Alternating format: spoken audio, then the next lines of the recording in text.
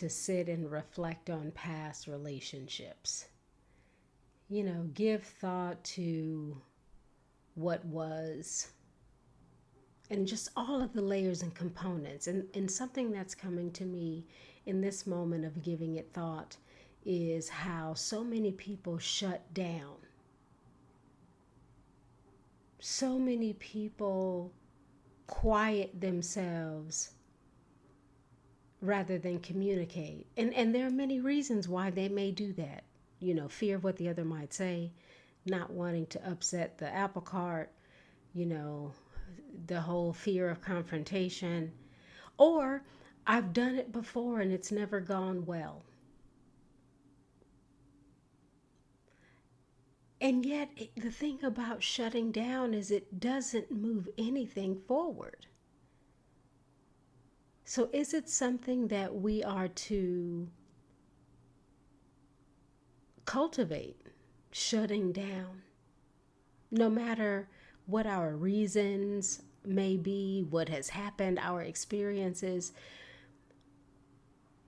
where do we think the road will go when we choose not to communicate? What do we think will become of that? How can we truly have an authentic connection, relationship, friendship, what have you, if you're not saying what is? So I'm thinking about the practice of shutting down as opposed to voicing what you think and feel. So many people, we've never argued, we've never had any issue. I remember a relationship where I sort of felt that way. Like we never really, what happened? Well, we never really argued over anything. Oh, and that's why things end, because nothing is perfect.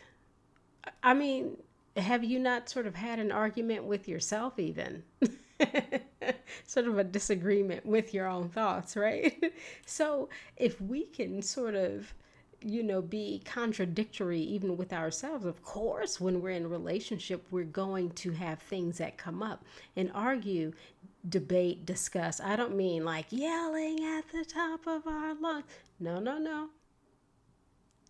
We can disagree, discuss, even with a sort of a heightened tone or all of the layers of a tone, while still being respectful. We don't have to throw the chair across the room, right? That's a whole other matter, okay? Poor impulse control, anger management matters, just, outsourcing rather than being responsible within. So, not talking about that, but we should be able to say whatever it is and be met with a difference of opinion, and that be okay. And then continue to sort of operationalize the discussion, to listen and learn, to listen and to learn, to become frustrated and annoyed, to come back and listen and learn, and to move it forward, like stretch it, massage it, like bread, kneading the dough. You have to have a certain kind of, gusto, an inner And you also have to have investment in the situation. You have to have confidence in yourself.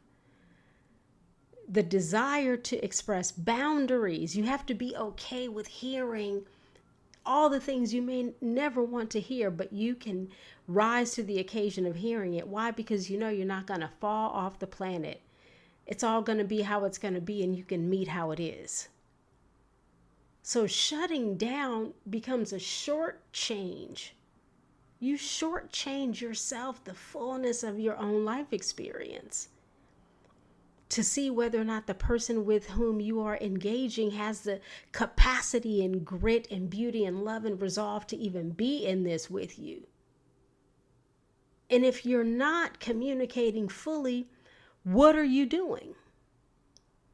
How do you know how you truly feel? How do you know how this person truly feels about you?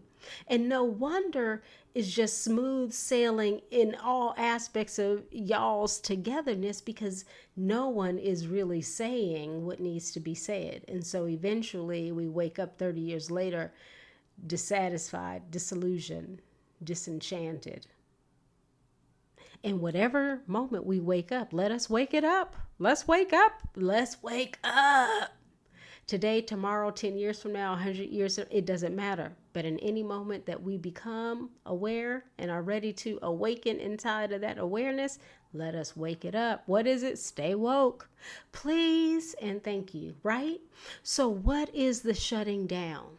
How is it serving us? And where might we find that inner, like, yes, I believe in you, inner self.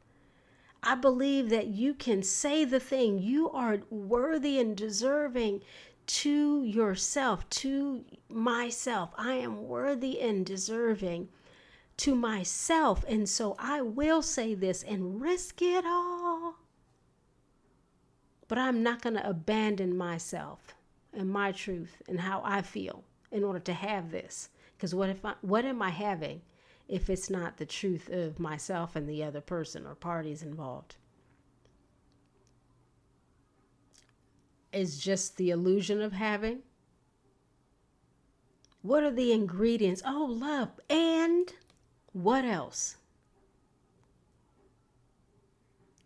Communication, diving in the deep end, communicating from vulnerability, expressing pains and angers and annoyances, and, being truly transparent? Or is it an inner rage and resentment and sweep it under the rug and tomorrow's a new day? Oh, it's good enough. I'm happy. It's good. You can be happy, but are you fulfilled?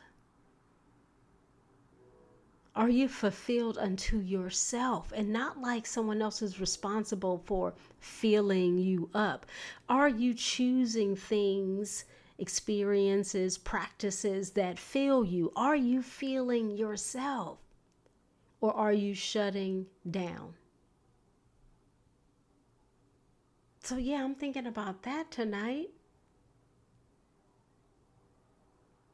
And just how important it is to open our mouths, our eyes, to awaken unto ourselves, our truth, our needs, to express them to the people, places, and things.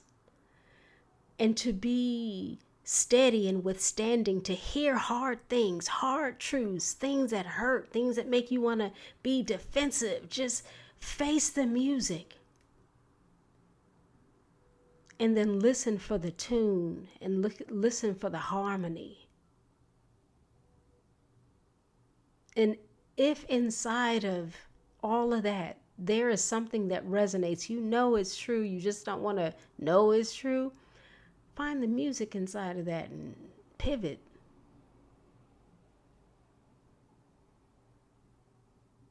Let's not resist like evolution and growth and love and expansion.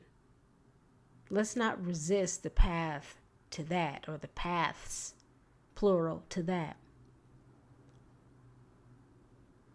That's freedom. That's the point. Right?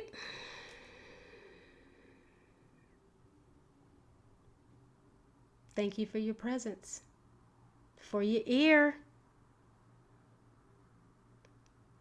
Being here keeps me steady, keeps me on the path, keeps me, tuned in, awake, processing things. Yes. You're a part of the process of me processing things. So thank you for that. Tell a friend. Support. Share. Download. Subscribe. I appreciate your attention. Thank you for paying me some attention. And come back again. Yeah. Come back again.